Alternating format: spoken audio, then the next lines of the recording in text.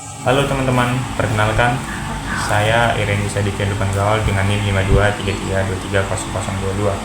Saya mahasiswa Prodi Teknik Elektro kelas C angkatan 2003 dari Universitas Negeri Medan.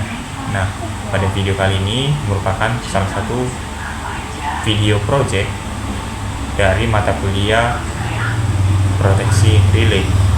Nah, pada proyek simulasi saya ini menggunakan simulasi etap yang berjudul tentang analisis koordinasi relay proteksi arus lebih atau OCR pada sistem distribusi menggunakan etap atau Electrical Transient Analysis Program. Nah, sebelum kita merangkai, membedah, dan juga melakukan koordinasi relaynya, kita harus mengetahui dulu saya akan menjelaskan dasar-dasar mengenai judul saya ini. Nah, dalam teknik tenaga listrik, jaringan distribusi merupakan bagian yang paling rentan. Maka dari itu saya memilih bagian distribusi karena seringkali mengalami gangguan vegetasi, petir, ataupun short circuit atau hal-hal lainnya yang di luar dugaan. Nah, di bagian distribusi sendiri merupakan short circuit lah gangguan yang memiliki dominasi paling tinggi. Nah, atau kita sering sebut dengan overcurrent atau arus lebih. Di sini saya menggunakan program perangkat lunak etap atau Electrical Transient Analysis Program mengambil peran yang cukup krusial dan memberikan kepada saya penjelasan dan juga pemahaman mengenai proteksi di dalam jaringan distribusi ataupun jaringan-jaringan listrik lainnya. Nah, di sini etap bukan hanya untuk menggambarkan single line diagramnya, melainkan membuat koordinasi setiap relay dan juga memberikan tugas. Misalnya nih, relay 1 tugasnya apa? Untuk memutus di bagian mana? Nah, untuk melakukan komunikasi lebih tepatnya dan juga koordinasi untuk menciptakan jaringan listrik yang andal dan juga proteksinya tingkat tinggi, begitu. Nah, perlu kita pahami juga bersama bahwasannya koordinasi itu bukan hanya sebatas kita letak relay ini di bagian transmisi. Nah, ketika ada gangguan, relay akan memutus, bukan hanya bagian di situ. Nah, melainkan koordinasi ini merupakan untuk memberikan tugas atau job desk begitu untuk CB1 melakukan apa ketika short circuit, CB2 kondisi apa yang melakukan short circuit, dan begitu seterusnya. Begitulah menciptakan lebih tepatnya selektivitas. Tujuannya itu untuk menciptakan selektivitas yang kondisinya sangat ideal, di mana ketika terjadi gangguan di satu titik pendulang, misalnya nih di bagian pertokoan ada terjadi gangguan short circuit. Nah, yang terputus itu hanya di bagian CB4, tidak sampai kena CB3 bahkan CB2. Karena ketika CB2 terputus, maka di bus ini tidak akan teraliri tegangan apapun dan terjadinya blackout. Untuk menghindari blackout, lebih tepatnya blackout yang meluas dan melebar, begitu teman-teman. Nah, selanjutnya kita akan merangkai ulang rangkaian single line diagram yang sudah saya buat ini ke dalam etap, dan setelah itu melakukan koordinasi, membedah-bedah bagian ratingnya dan juga membedah tegangannya, beberapa aja yang akan kita buat, dan melakukan simulasi percobaan apakah koordinasi relay yang sudah saya buat ini benar atau tidak sesuai dengan teori yang saya katakan. Begitu. Kita akan lanjut di bagian rangkaiannya. Baik, kita lanjut di bagian merangkai, mengkoordinasikan, dan mensimulasikan serta memberikan bukti terhadap teori yang sudah saya paparkan sebagai dasar dari judul artikel saya. Nah, yang pertama-tama kita harus memerlukan yang namanya grid power grid. Sini gunanya power grid ini adalah fungsinya ibarat kata adalah pembangkit. Lalu kita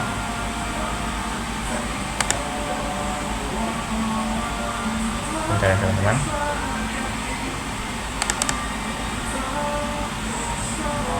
Kita buat CB.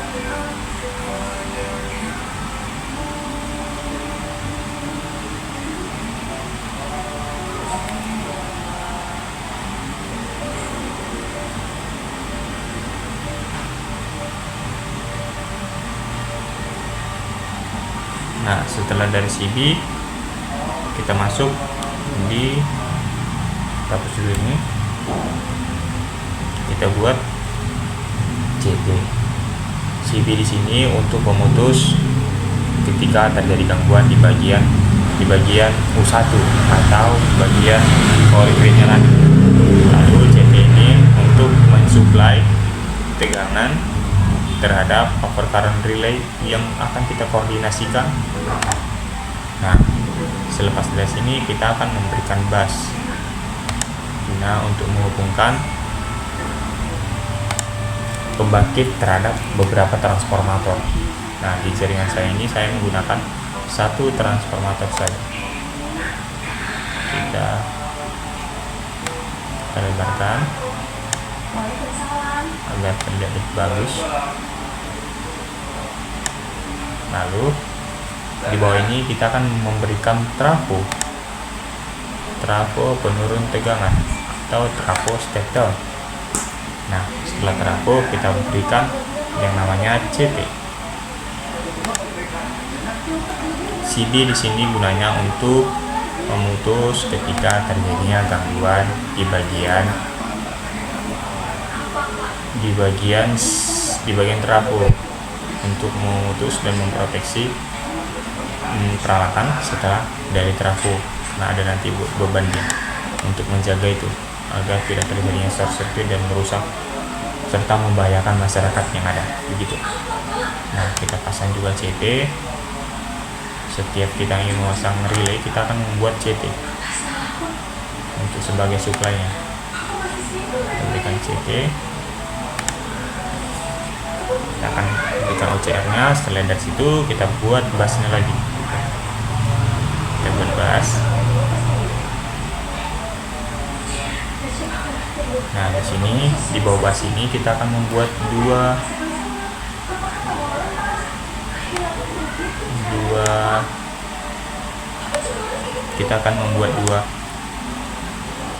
beban. Nah, beban yang pertama kita buat dulu CB-nya sebagai pemutus ketika terjadi gangguan di sini tidak akan terjadinya blackout, gitu teman-teman. Biar diproteksi bagian sini aja, nggak sampai ke CB2 nya nanti. Lalu di sini kita buat juga CB. Nah, lalu kita pasang juga current transformator serta relaynya, sama seperti yang di sebelumnya. Kita buat current transformatornya, kita ambil,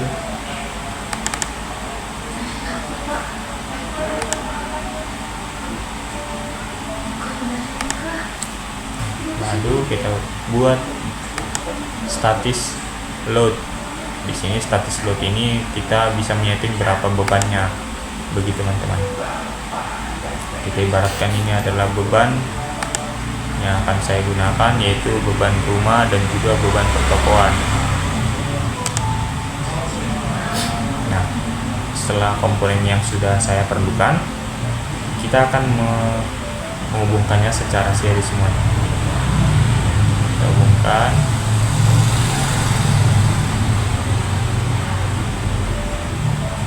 sebagai single line diagram aja teman-teman.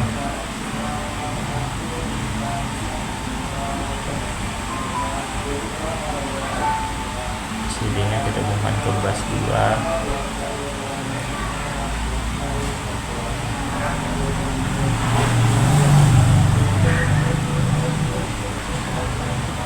Kita hubungkan CT-nya ke relay, CT-nya ke relay.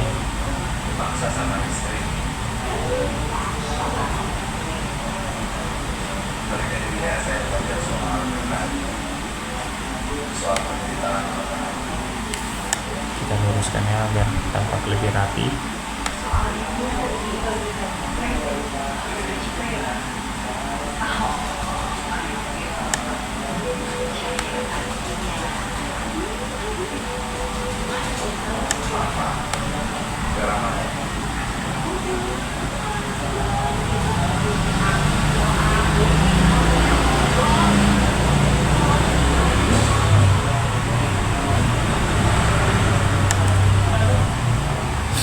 Sudah lurus.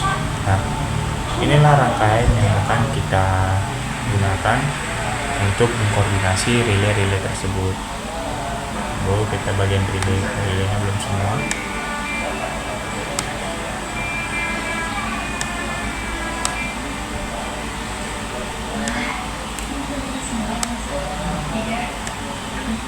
Nah, kita setelah melakukan perangkaian, sekarang kita masuk di bagian pengkoordinasian serta pembedahan setiap settingan di komponen yang kita gunakan ini.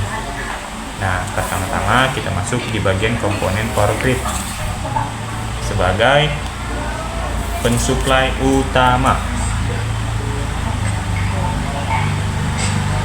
Nah, kita tekan 2 kali ya di bagian power grid.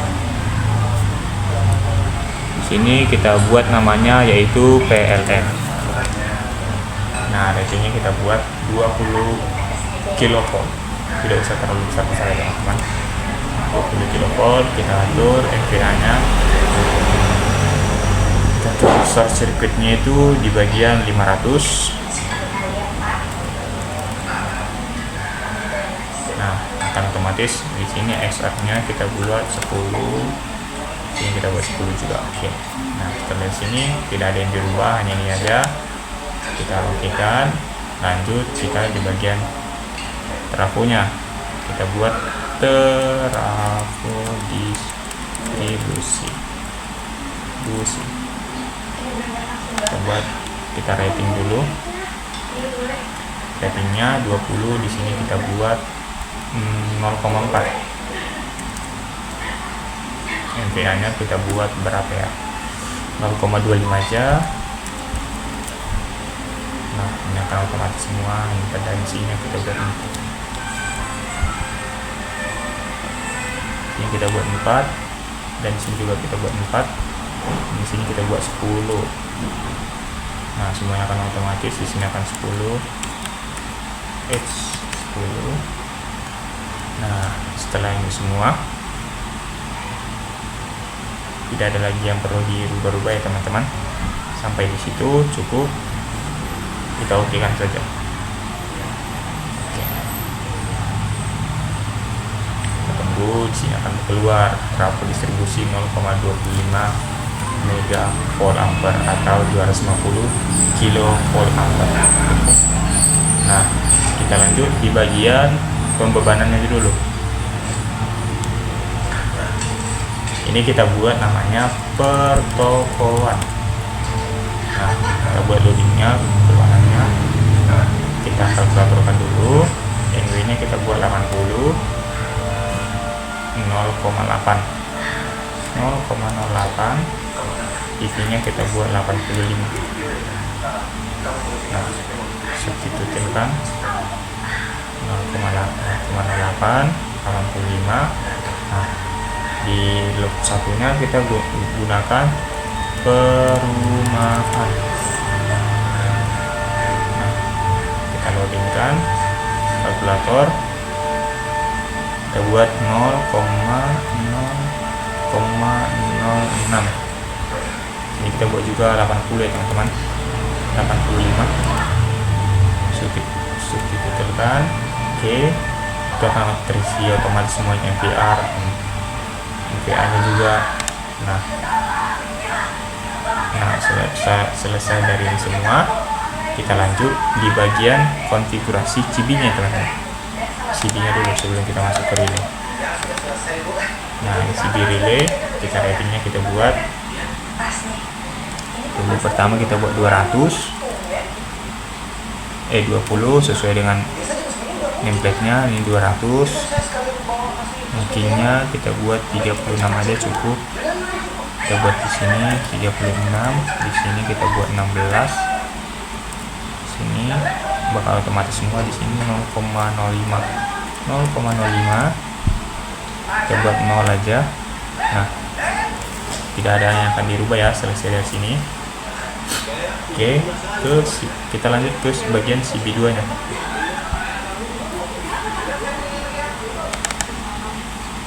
Bagian CB2 kita masuk ke ratingnya. Rate KP-nya kita buat 1,1 400 di sini sesuai dengan template ya teman-teman. Berapa yang kita buat? Di sini kita buat 53, di sini kita buat bridge-nya kita buat 25 aja. Nah, ini kita buat 0. Ini kita buat 0,05. Kita samakan aja. Nah, selepas itu tidak ada yang berubah ya. Baik, tadi sudah CB2 kan teman-teman. CB2 nya udah seperti ini, ikuti saja. Lanjut di CB3 nya di bagian untuk perumahan. Nah, CB3 nya kita buat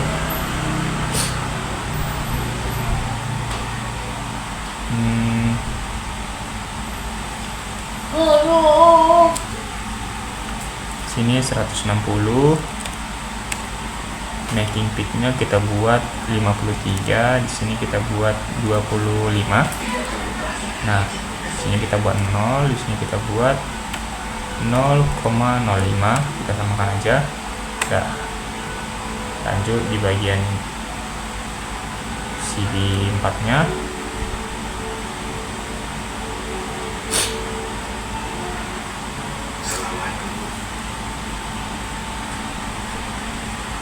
Sini ratingnya kita buat rate-nya ini sini 125. Making peak-nya kita buat di sini 53, di sini 25 juga, di sini kita buat 0, di sini kita buat 0,5. Oke.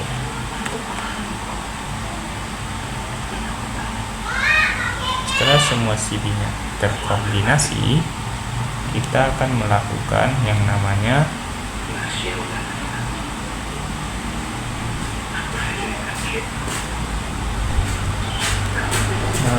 mengkoordinasikan, men-setting di bagian CT-nya. CT1 kita buat primernya itu 100, di sekundernya kita buat 5 aja. Hasilnya bakal muncul berubah 20 banding 1. Nah, di sini kita buat CT2, kita buat primernya 100 juga. 400 sesuai dengan template ya. 400 di sini 5. Oke, bakal muncul hasilnya 80/1.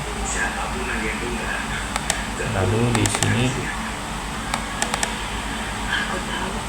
CT3 di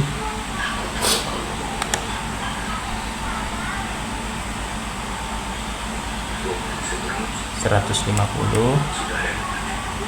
Sini kita buat 5. Nah, di sini kita buat juga 150. Sini kita buat 5.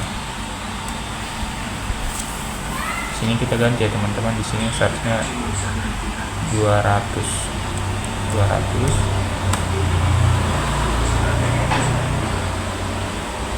Nah, bagian CB-nya tadi di sini seharusnya 125.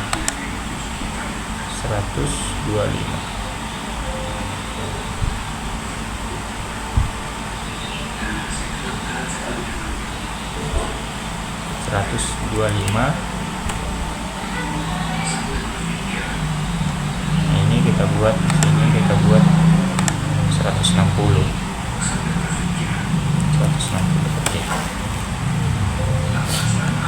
selesai ini semua terkoordinasi, kita bagian paling pentingnya di bagian relay. Sinilah koordinasi relaynya. Kita masuk ke relay 1.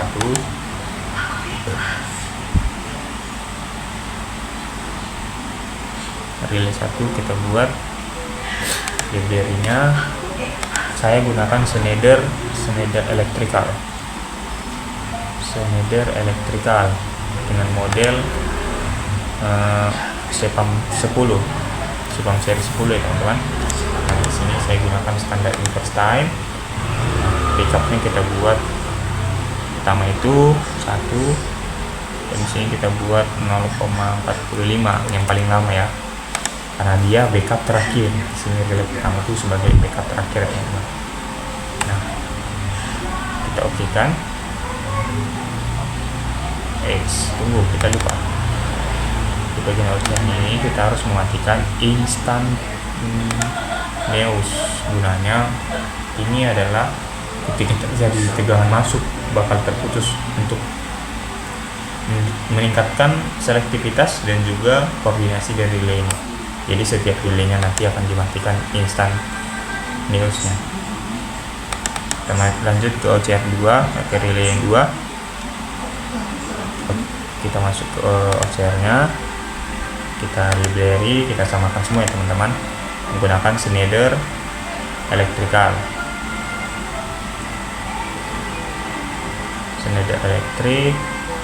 Kita pakai model Sepam series 10 standar inverse. Di bagian relay kedua ini kita menggunakan pickupnya 1. Lalu di bagian tendialnya kita buat 0,25 agar dia lebih cepat.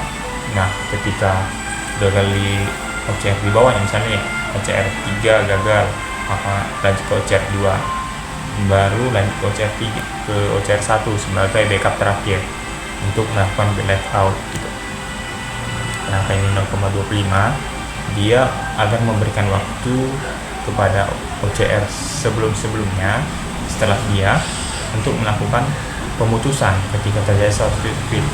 Nah, ketika sudah menunjukkan angka 25, berarti artinya OCR yang sebelumnya ini mengalami kendala atau gagal proteksi, maka diambil alih oleh OCR bagian relay 2. Nah, begitu selanjutnya untuk OCR di bagian 1 juga, ketika terjadinya gangguan di bagian OCR misalnya 2 atau 3 atau 4, nah dia akan menjadi backup terakhir, maka diberikan waktu 45 gitu, begitu teman-teman. Udah selesai dari sini, tidak ada yang berubah lagi. Standar inverse sudah. Lanjut ke relay 4. Sini kita OCR kan, kita buat library.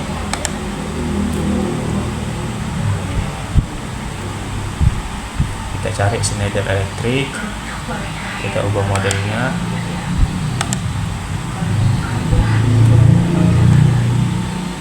Sini ini 0,75. Kita buat di sini yang paling cepat ya teman-teman, karena dia kan ketika terjadi gangguan biar langsung putus gitu, dan memberikan waktu untuk yang sebelumnya begitu. Sudah ke relay yang ketiga. Di bagian perumahannya kita pilih dulu Schneider Electrical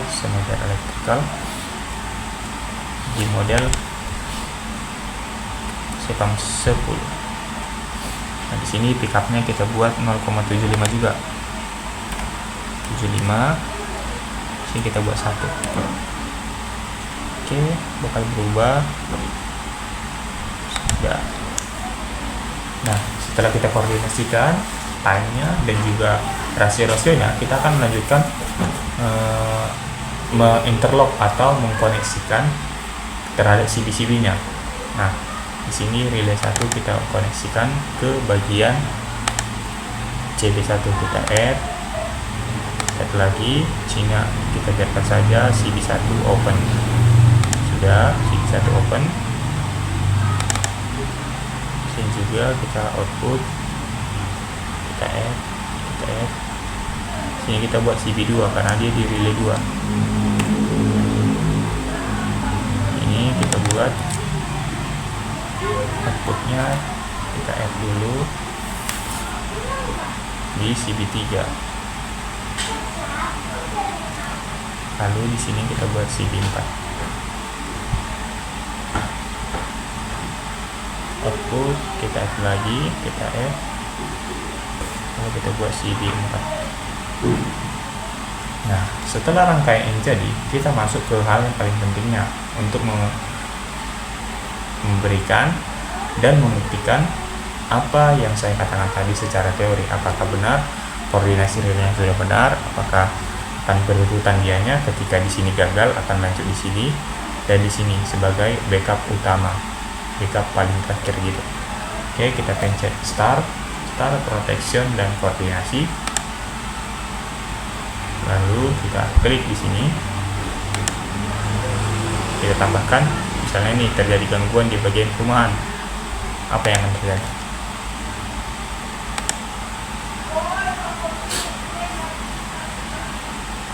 Bentar.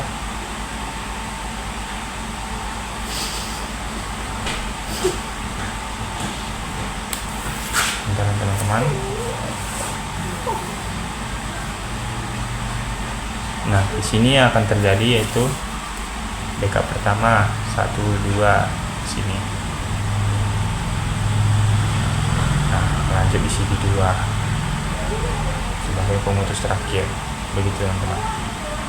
Lalu kita lanjut di bagian sini, apa yang terjadi ketika terjadi short circuit, apakah terkena di bagian sini 3, apa yang akan trip. Nah, CB4 akan trip, lalu ke CB2. Nah, ketika di sini apa yang akan terjadi? Di CB mana yang akan trip?